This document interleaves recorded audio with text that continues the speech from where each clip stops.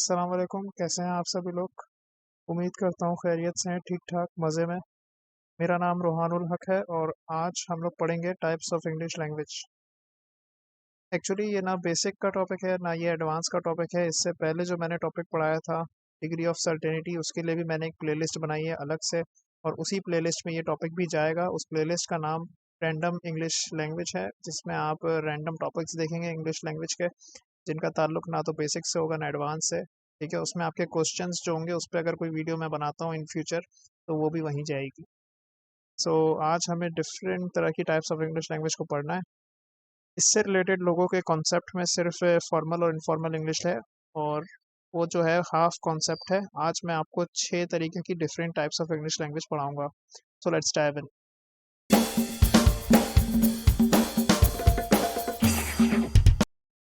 अच्छा जी, तो टाइप्स ऑफ इंग्लिश लैंग्वेज के ऊपर बात करने से पहले इंग्लिश लैंग्वेज से रिलेटेड मुझे दो तीन चीज़ें मेंशन करनी है। मुझे लगता है कि एज एन एंग्लोफाइल उन चीज़ों का मेंशन करना बहुत ज़रूरी है। आपने घबराना बिल्कुल नहीं है, मैं इंग्लिश लैंग्वेज पे कोई लंबी नहीं करने वाला हूँ। ठीक है कुछ लोग डर गए हैं, मैंने डिग्री पे पिछली वीडियो में बहुत लंबी की है। सो आपने डरना नहीं है, मुझे पता है कि आपको इंग्लिश लैंग्वेज की अच्छी मालूमात है। सो बात क्या करनी है, सवाल क्या है, बहुत गौर से सुनिएगा, ज़रूरी चीज़ है। अगर आप किसी भी एंग्लोफाइल जाते हैं या आप किसी भी इंस्टीट्यूट जाते हैं इंग्लिश लैंग्वेज का कोर्स करने के लिए, अब वो आइल्स हो टोफिल हो डजेंट मैटर।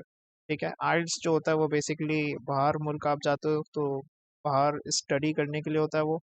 और टोफिल जो होता है वो बेसिकली इसलिए होता है कि आपको बाहर कोई जॉब करनी है तो उस जॉब के अंदर आपको किस तरह की इंग्लिश का इस्तेमाल करना है और क्या इंग्लिश आपको बोलनी है, वो उसके लिए होता है। दोनों बहुत बेहतरीन टेस्ट हैं, जिनमें से आइल्स जो है वो बच्चों के लिए मौत का टेस्ट साबित होता है। उनके बेचारों के बैंड्स नहीं आ पाते। तो जब मैं इन कोर्सेज पे ब्रीफिंग दूंगा तो तब इसको देखेंगे। अभी ये हमारा टॉपिक नहीं है। सो सवाल क्या है, सवाल ये है कि आप किसी भी लाइक एस्पेक्ट से जा रहे हो किसी भी इंस्टीट्यूट, तो आपसे एक सवाल लाजमी पूछा जाएगा। ठीक है, कि आपको इंग्लिश क्यों सीखनी है, आप यहाँ आए हो तो आपका मकसद क्या है, लाइक आपका टारगेट क्या है, आप क्यों आए हो। ठीक है, वो ये पूछते इसलिए हैं, वो आपको चेक करना चाहते हैं कि बच्चा अभी इंग्लिश में जवाब देगा, किस में जवाब देगा, उसके जवाब बात करने का अंदाज क्या है। और दूसरी चीज़ ये वो देखते हैं कि बच्चा जो जवाब दे रहा है तो उसकी थॉट क्या है आगे की, वो किस तरह देखेगा चीज़ों को। मतलब आपको समझ आ रही है बात जो मैं कहना चाह रहा हूँ। तो आपको इसका बहुत सिंपल सा जवाब देना है। बहुत सारे लोग अच्छे जवाब दे पाते हैं, बहुत सारे लोग ऐसे भी हैं जो अपने दुकेड़े लेके बैठ जाते हैं कि हमें तो ज़बरदस्ती डाल दिया, हम तो किसी की देखा देखी में आ गए। समझ में आ रही है बात, तो वो सब थोड़ा नेगेटिव इंप्रेशन डालता है। कहीं कहीं जगह पे ह्यूमरस साइड भी होती है, लेकिन वो सही नहीं होती। ज़्यादा बेहतर ये कि आप ये जवाब दीजिए। तो जवाब बहुत सिंपल है, वो यही है कि इंग्लिश जो है वो एक इंटरनेशनल लैंग्वेज है। मैं उर्दू में बता रहा हूँ आपको, ओन वर्ड्स में इंग्लिश में बताना है। ज़रूरी नहीं जो मैंने सामने लिखा है यही छाप दो आप। ठीक है, ये तो जवाब भी नहीं है खैर। हाँ, तो ये समझाने के लिए सिर्फ कि इंग्लिश जो है इंटरनेशनल लैंग्वेज है। हर फील्ड में अब इंग्लिश की ज़रूरत है और हर शख्स को इसकी ज़रूरत है। ठीक है, it doesn't matter you are from medical engineering computer commerce, you need to speak a fluent English language. ठीक है, और वो डिपेंड आप पे करता है कि आप किस एक्सेंट में बोल रहे हो, वो डिपेंड आप पे करता है कि आप किस टाइप को यूज़ करते हुए बोल रहे हो। ठीक है, और टाइप्स जो हैं उन पे बहुत आपको अच्छी सी कमांड होनी चाहिए, उन पे लाइक आपको बहुत अच्छा थॉट प्रोसेस आपका बहुत अच्छा होना चाहिए कि किस टाइप को आपको कहाँ यूज़ करना है। ठीक है, और कुछ तो ऐसी टाइप्स है जो आपको यूज़ ही नहीं करनी। तो आज हम लोग इस लेक्चर में उसी की शुरुआत करने जा रहे हैं और उसी को इन डिटेल देखेंगे। मैंने टाइप्स ऑफ इंग्लिश लैंग्वेज को दो सेक्शंस में डिवाइड कर दिया है। एक है on the basis of accent और एक है on the basis of language and linguistics. On the basis of accent की अगर बात करें तो उसमें हम तरह तरह के एक्सेंट्स की बात करेंगे जो आप सुनते होंगे अक्सर। और बर्गर नाम की एक कम्युनिटी है जो इंग्लिश की बहुत टांग तोड़ती है और उसकी वजह से जितने बेचारे अच्छी इंग्लिश बोलने वाले हैं वो भी फंस जाते हैं। तो ये सारे एक्सेंट की वजह से कुछ इश्यूज हैं, इनको एक सेपरेट वीडियो में देखेंगे। आज हमारा मेन कंसर्न होगा on the basis of language and linguistics. तो चलिए शुरू करते हैं। तो आपके सामने आपकी स्क्रीन के ऊपर दो बॉक्सेस मौजूद हैं। सबसे पहले अपना फोकस आप on the basis of accent वाले बॉक्स पे कर लीजिए। उससे रिलेटेड थोड़ी थोड़ी एक्सप्लेनेशन मैं आपको दे देता हूँ इस वीडियो में।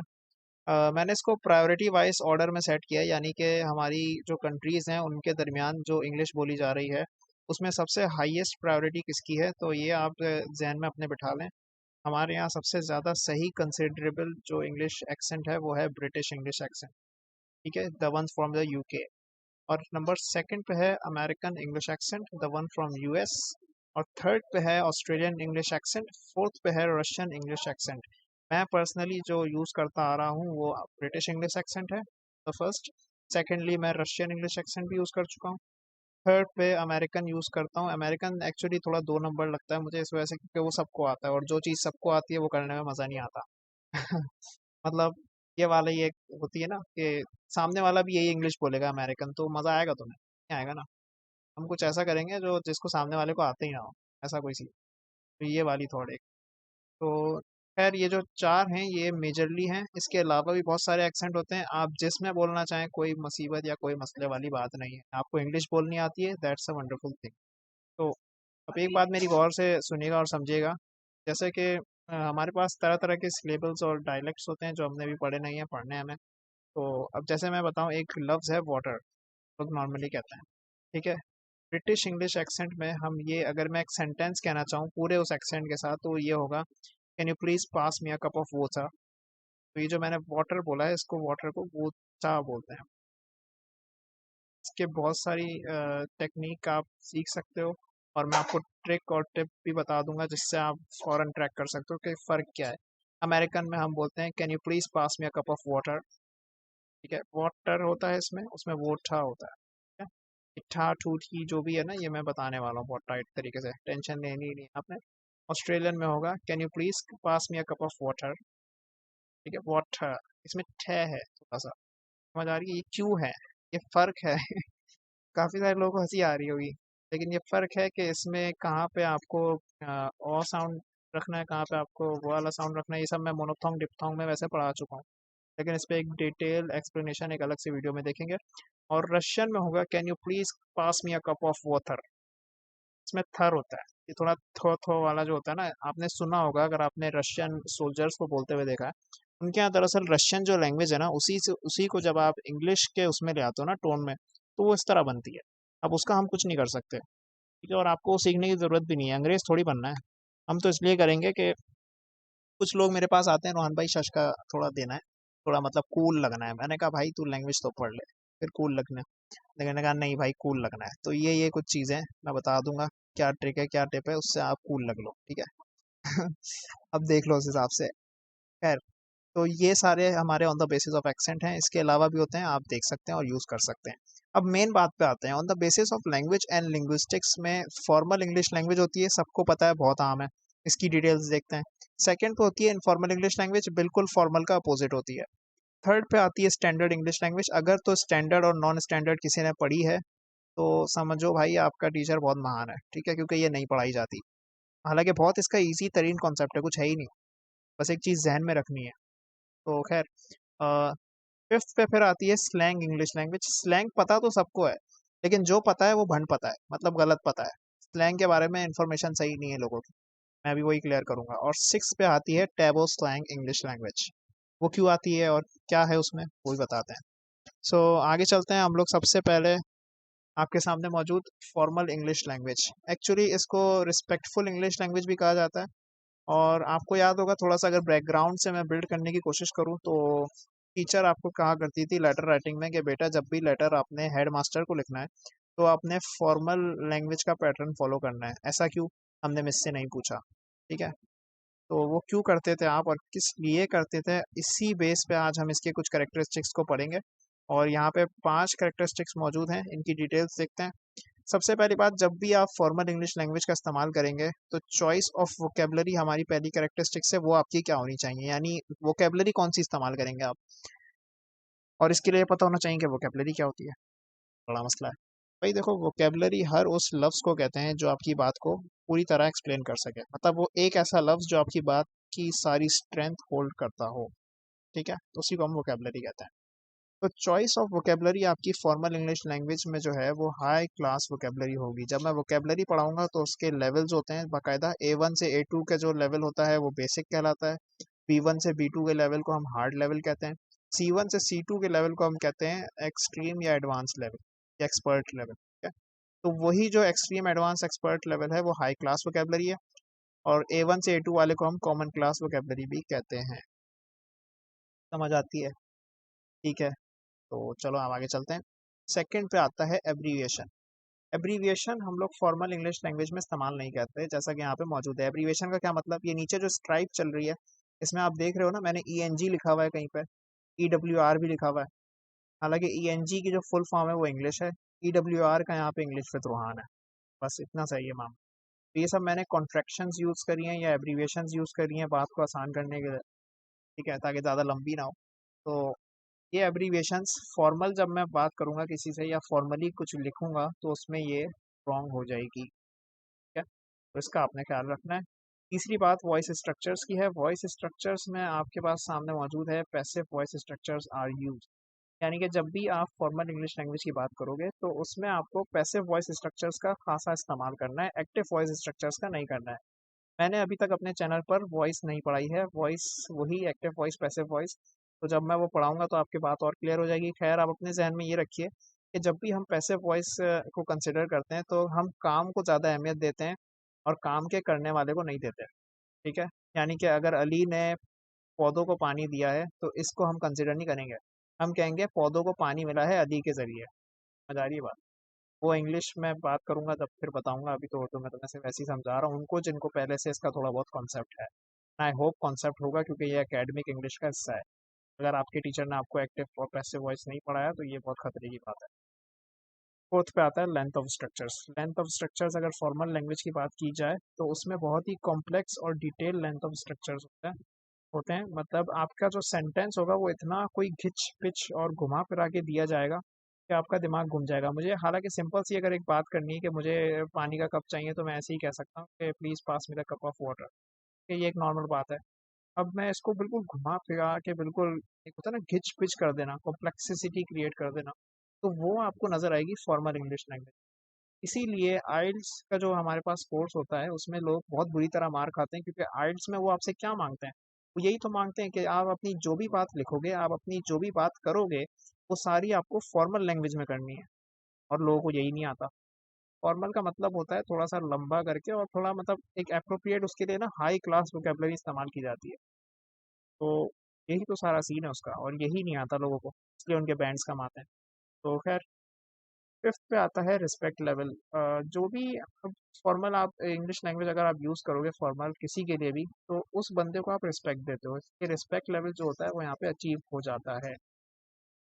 ये एक्स्ट्रा पॉइंट आप समझ लो, ज़रूरी समझ लो, आपको पता होना चाहिए। तो अब इनफॉर्मल पे आएंगे। इनफॉर्मल पे ज़्यादा लंबी नहीं करूँगा क्योंकि आपने फॉर्मल समझ लिया है। इसके सिर्फ डायरेक्टली उसको देख लेते हैं। अब इसका हरगिज़ ये मतलब नहीं है कि अगर फॉर्मल जो है वो रिस्पेक्टफुल इंग्लिश लैंग्वेज है तो इनफॉर्मल जो होगी वो अनरिस्पेक्टफुल होगी, तो अनरिस्पेक्टफुल होगी, तो ऐसा नहीं है, ठीक है। में भी इज्जत दी जाती है लेकिन कुछ चीज़ें हैं, तो आप समझना। Characteristics, choice of vocabulary common class vocabulary होगी, यानी कि A1 से A2 अभी समझाया। एब्रीविएशंस इसमें आप इस्तेमाल कर सकते हैं, जैसे कि डॉक्टर को शॉर्ट फॉर्म DR, मिस्टर की शॉर्ट फॉर्म MR, ENG की ये जो शॉर्ट फॉर्म मैंने यूज़ करी है ये वहाँ पे सही होगी, EWR भी सही होगी, सारी बात। और इसी तरह वॉइस स्ट्रक्चर्स जो होंगे वो यहाँ पे एक्टिव होंगे, जबकि फॉर्मल में क्या थे, पैसिव। बस ये याद रखना। लेंथ ऑफ स्ट्रक्चर वहाँ पे कॉम्प्लेक्स और डिटेल थी, यहाँ पे सिंपल और शॉर्ट होगी, यानी कि आसान तरीन बात होगी, जैसे कि मैंने नोट। ठीक है। रिस्पेक्ट लेवल जो है वो यहाँ पे म्यूचुअल है। अब देखो, इनफॉर्मल आप किससे बात करते हो? इनफॉर्मल आप अपने रिश्तेदारों से, दोस्त अहबाब से करते हो। तो मुझे एक बात बताओ, दोस्तों को तुमने कभी भी इज्जत दी है? ये तो बताओ ईमानदारी से। नहीं दी ना। तो दोस्तों के लिए आप इनफॉर्मली बात करते हो, वहाँ पे इज्जत हो भी ना हो, बस ऐसी, और भाई तू सुना क्या हाल चाल, ये वो, सारी ये सब इनफॉर्मल तरीके हैं। इससे आप हेड मास्टर से बात नहीं कर सकते इस तरह कि आप हेड मास्टर को बोल लो। फर्ज कर लो एप्लीकेशन हम लिखा करते थे अपने ज़माने में जब स्कूल वूल में, ये तो इस तरह मुझे वो जो दिखा बच्चों में जो लिखते थे वो, तो वो यही लिखते थे ना, जनाबे आली, मेरे भाई की शादी है, 2 हफ्ते के लिए छुट्टी चाहिए। ये जो जनाबे आली है ये आप हेड मास्टर के लिए इस्तेमाल कर रहे हो। अगर आप इस तरह अपने दोस्तों से कहो कि जनाबे आली, वो पानी का गिलास रखा हुआ है, मेरे पेट की जो आँख है वो आप बुझा दें और ये मुझे दे दें, ये सब आप फॉर्मल हो जाओगे। इतना फॉर्मल नहीं होना है आपने। तो इस चीज़ का आपने ख्याल रखना है, ठीक है, कहाँ फॉर्मल होना है, कहाँ इनफॉर्मल होना है। और इसी को अगर मैं उल्टा कर दूँ, आप हेड मास्टर के पास जा रहे हो, और भाई साग भाई, इश्तियाक भाई की हाल चाल थोड़ा, बड़ी बी बच्चे सेट हैं आपके, सब कुछ, अगर मैं ये हरकत कर दूँ और मैं बोलूँ कि और भाई मेरे भाई की शादी है, 2 हफ्ते की छुट्टी चाहिए, फ़ौरन दे दें, फिर बेटा वो आपको 2 हफ्ते की छुट्टी नहीं देंगे, वो आपको बहुत लंबी छुट्टी दे देंगे। तो आपने इस चीज़ का ख्याल रखना है कि कहाँ पे फॉर्मल होना है और कहाँ पे इनफॉर्मल होना है। समझ आ रही है बात? आई होप सो मेरी बात सारी क्लियर है। आगे चलते हैं, मेन चीज़ पे आते हैं, स्टैंडर्ड इंग्लिश लैंग्वेज। मुझे 2 सेकंड दीजिएगा।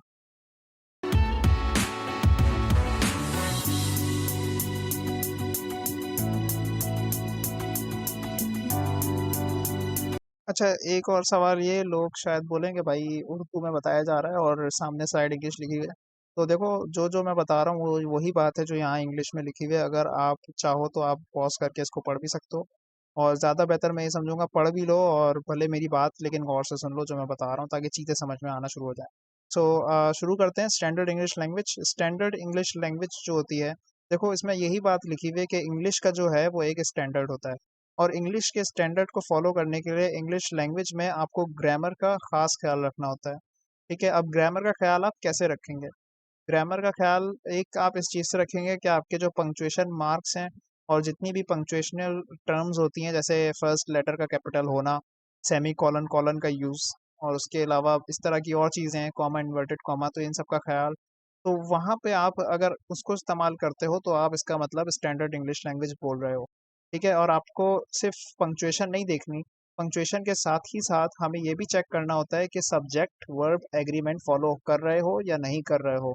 अगर तो कर रहे हो तो इसका मतलब आप सही रास्ते पे हो, और अगर नहीं करोगे तो इसका मतलब आप स्टैंडर्ड इंग्लिश लैंग्वेज नहीं बोल रहे हो। बस ये फ़र्क है थोड़ा सा। और यही चीज़ आपने जो की पॉइंट यहाँ पे याद रखना है वो ये रखना है कि स्टैंडर्ड इंग्लिश लैंग्वेज में जो भी शख्स होगा वो ग्रामर फॉलो करेगा या उसको इम्पोर्टेंस देगा। ठीक है, मैं एग्जाम्पल भी समझाऊंगा, पहले हम इसके बाद चलते हैं नॉन स्टैंडर्ड पे। नॉन स्टैंडर्ड में इसका बिल्कुल उल्टा लिखा हुआ है। ठीक है, बिल्कुल अपोजिट है और बहुत आसान है। जो बंदा नॉन स्टैंडर्ड इंग्लिश लैंग्वेज का इस्तेमाल करेगा, इसका मतलब वो सिर्फ लैंग्वेज का ही स्टैंडर्ड नहीं गिराएगा, वो अपना भी स्टैंडर्ड गिरा देगा। उसकी बेइज्जती होगी, क्योंकि नॉर्मली हम देखते हैं कि नॉन स्टैंडर्ड जो लैंग्वेज होती है वो इस तरह की होती है कि आपने सुना हो, मैं भी गया हूँ एंग्लोफाइल में और हिस्सा रह चुका हूँ उसका, तो मैंने कुछ बच्चों को देखा, वो इस तरह बोल रहे थे कि you going and I am coming, इस तरह करके। मतलब कोई उसमें कॉन्टेक्स्ट नहीं है, कोई वो नहीं है। या फिर बोलते हैं मी गोइंग, हमें पता तो चल गया कि वो जाने की बात कर रहा है और जाना चाह रहा है, बहुत उतावला हो रहा है, लेकिन मसला ये है कि उसने जो बात बोली है उसमें सब्जेक्ट वर्ब एग्रीमेंट फॉलो नहीं हो रहा, उसके पास ना कोई हेल्पिंग वर्ब आ रहा है ना कुछ आ रहा है, मतलब एक अलाइनमेंट नहीं है, वो टूट रही है। तो ये एक नॉन स्टैंडर्ड इंग्लिश लैंग्वेज है। समझ आती है बात? ठीक है, जैसे मैं अगर बहुत प्यासा हूँ तो मैं बोलता हूँ आई थर्स्टी, बस आई थर्स्टी। एम कहाँ गया? आई एम थर्स्टी एक जो होगा वो एक सही अप्रोप्रिएट हमारे पास सेंटेंस होगा। तो ये यहाँ पे मैं ग्रामर को ब्रेक करा है। ठीक है, यहाँ मैंने सब्जेक्ट वर्ब एग्रीमेंट को फॉलो नहीं करा है, और बाकी मैं आपको सब बता चुका हूँ। अमूमन ये देखा जाता है कि स्टैंडर्ड इंग्लिश लैंग्वेज जो है वो लिखने में ज़्यादा कॉमन नज़र आती है, और जबकि नॉन स्टैंडर्ड इंग्लिश लैंग्वेज जो होगी, और हाँ एक और बात ये कि ये जो है स्टैंडर्ड इंग्लिश लैंग्वेज, ये फॉर्मल इंग्लिश लैंग्वेज भी कंसिडर की जाती है। कुछ असातिज़ा इकराम इसको पढ़ा देते हैं फॉर्मल में और बोलते हैं कि ऐसे अलग से तो होती ही नहीं है, बट मेरा पर्सनल ओपिनियन ये होगा कि आप इसको अलग से क्लासीफाई करें ताकि आपके जहन में अच्छी अलाइनमेंट बने। तो ये आप ध्यान रखिएगा। इसी तरह नॉन स्टैंडर्ड को इनफॉर्मल में क्लासिफाई किया जाता है, और ये जो है बोलने में भी नज़र आती है और लिखने में भी नज़र आती है।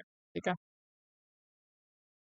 तो अब हम जा रहे हैं हमारे मेन जो कॉन्सेप्ट हैं उनके ऊपर, क्योंकि इनके ऊपर जो आपका कॉन्सेप्ट है वो गलत है। ठीक है, वो क्यों? क्योंकि मैं बता देता हूँ। अब बात करते हैं स्लैंग इंग्लिश लैंग्वेज की। स्लैंग के हवाले से बच्चों का या सबका जो भी कॉन्सेप्ट है वो ये है कि शायद स्लैंग यूज़ कर रहे हो तो उसका मतलब आप गालियाँ दे रहे हो, जबकि ये गलत है। स्लैंग में आप गाली नहीं देते हो, स्लैंग में आप जो बात करते हो वो थोड़ा इस अंदाज में या इस तरीके से करते हो कि वो बहुत चीप लगने लगती है, या बहुत मैं क्या बोलूँ उसको, लाइक उसका लेवल बहुत लो लगता है, मतलब फिर आप, जैसे कि वो वाली लैंग्वेज होती है ना, अगर हम उर्दू में इसके कॉन्टेक्स्ट की बात करें तो उर्दू में जैसे हम बोलते हैं ना तू तलात वाली लैंग्वेज, ओए तू चल, ओए तू ये काम कर, ओए ये वाला काम, ये जो ओए तू तलात वाली लैंग्वेज है, इंग्लिश में भी इस तरह की लैंग्वेजेस होती हैं और इस तरह के कुछ एक्सप्रेशंस होते हैं जो दिखाते हैं कि आप स्लैंग यूज़ कर रहे हो। ठीक है, तो यहाँ पे सारी उसकी इंग्लिश लिखी हुई है, आप पढ़ना चाहें पढ़ सकते हैं। अब सिक्स्थ पे आते हैं। सिक्स्थ पे हमारे पास है टैबो स्लैंग इंग्लिश लैंग्वेज। ये एक खतरनाक चीज़ है, और ये एक बहुत ही खतरनाक चीज़ है इन अ सेंस, क्योंकि टैबो स्लैंग जो है वो भरी हुई है प्योर अब्यूजिव वर्ड से, यानी इसमें फुल दबा के गालियाँ हैं। ठीक है, अब उर्दू में तो माशाल्लाह माशाल्लाह सबको आ रही हैं, सब दे भी रहे हैं, लेकिन इंग्लिश की क्योंकि कुछ लोगों को आती हैं कुछ लोगों को नहीं आती, तो ये कि मैं आपको यहाँ पे गालियाँ नहीं सिखाऊंगा। ठीक है, मैं आपको ये बता सकता हूँ कि वो किस लैंग्वेज में क्लासिफाई हो रही है, लेकिन मैं आपको सिखाऊंगा बिल्कुल भी नहीं, क्योंकि मुझे पता है बहुत बहुत होशियार लोग कमेंट्स में आके शायद मेंशन कर देंगे, सर आपने जो छठे नंबर पे टैबो स्लैंग समझाई है वो समझ नहीं आई, प्लीज़ आप इसकी एग्जाम्पल दीजिए। तो मैं इसकी एग्जाम्पल हरगिज़ नहीं दूंगा। ठीक है, तो आपने बस जहन में ये रखना है और आपने बोलना नहीं है, ये स्ट्रिक्टली प्रोहिबिटेड होती है, यानी ना तो आप इसको फॉर्मल में इस्तेमाल करोगे ना इनफॉर्मल में इस्तेमाल करोगे। चलो स्लैंग तो फिर भी इनफॉर्मल में नज़र आती है कहीं कहीं, के दोस्तों के साथ बैठे हुए लग गए, चलो ठीक है, स्लैंग चलो थोड़ी बहुत कॉमन भी होती है। ठीक है, उसमें स्टूपिड वगैरह करके सेंटेंसेस जो होते हैं वो इस तरह करके आ रहे होते हैं, स्टूपिड वर्ड आ रहा होता है ज़्यादातर, तो आप उसको देख सकते हो। लेकिन यहाँ टैबो स्लैंग में ऐसे ऐसे लफ्ज़ आ रहे होते हैं जो मैं मेंशन नहीं करूँगा। ठीक है, और वो प्योर की गालियों से भरी हुई है। ठीक है, और आपको भी यही पूरी मेरी तरफ से पूरी पूरी लाइक एडवाइस जो होगी वो यही होगी कि आप प्लीज़ इसका इस्तेमाल मत कीजिए। इंग्लिश सोसाइटी में इसको बहुत हेवी वाला नेगेटिव इंप्रेशन समझा जाता है। तो ये था आज की हमारी सारी कहानी। आई होप आपको सेशन बहुत पसंद आया होगा। असाइनमेंट कुछ नहीं है, मैं क्या बोलूँ, याद करो लैंग्वेजों को, नहीं भाई, बस तुम्हें इसकी पहचान होनी चाहिए कि कौन सी लैंग्वेज क्या है, कितना कहाँ पे क्या यूज़ हो रहा है, और जैसे हमने फॉर्मल इनफॉर्मल पढ़ा है तो मेन आपको वो आनी चाहिए। उस पर तो खैर एक सेपरेट टॉपिक पूरा बनना चाहिए, क्योंकि उसकी करेक्टरिस्टिक्स बहुत इन डिटेल हैं। तो देखेंगे, सब कुछ देखेंगे इंशाल्लाह। इस पूरे सेशन में अगर आपको कोई भी चीज़ बहुत अच्छी लगी हो, बहुत मज़ा आया हो, तो अभी लाइक कर दें वीडियो को। उसके साथ ही साथ जो लोग नए हैं वो इंस्टाग्राम पे फॉलो कर सकते हैं और चैनल को सब्सक्राइब कर दें, ताकि आपको आगे आने वाली सारी अपडेट मिलती रहे।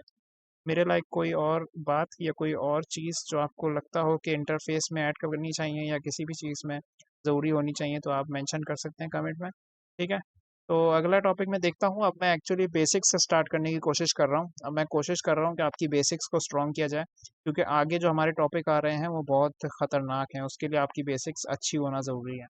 तो मैं कोशिश करूँगा। आज मैंने टाइप्स ऑफ इंग्लिश से बात शुरू करी है, रैंडम टॉपिक्स कुछ निपटाऊंगा मैं इन दिनों। ठीक है, देखते हैं, कोशिश करूँगा मैं। इस स्लाइड को बनाने में बहुत टाइम लगता है। So see you next time, and next time is gonna be next week. Stay humble and learn English with Rohan.